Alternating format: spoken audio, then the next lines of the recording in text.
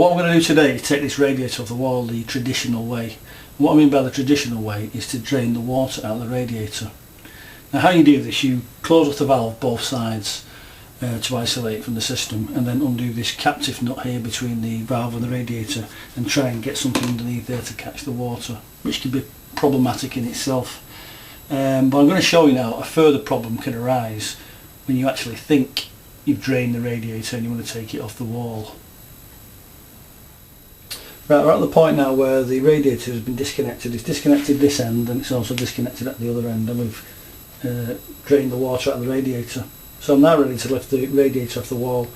But I'm going to show you what can happen when you think you've drained the radiator. Now I'd like to take special note of this because this can actually happen to you and it can cause a lot of damage.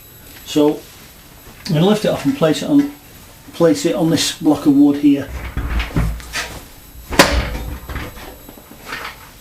Like that. If you see there now, you think the radiator is drained, and that's what can actually come out, causing hundreds of pounds of damage. So that carpet now is ruined. I'm now going to show you the better way of doing this.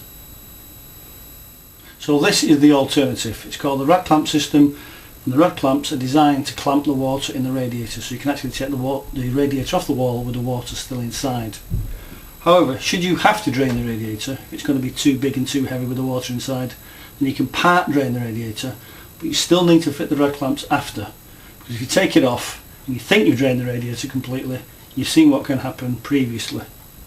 Another advantage of using the rad clamps is once you've finished your work behind the radiator, whatever you was doing, you can refit the radiator, reconnect it, and keep the water, the inhibitors in the radiator, and reintroduce them into the system. And of course there's no refilling necessary. Now I'm now going to show you what happens when you take the radiator off as previously with the rad clamps fitted.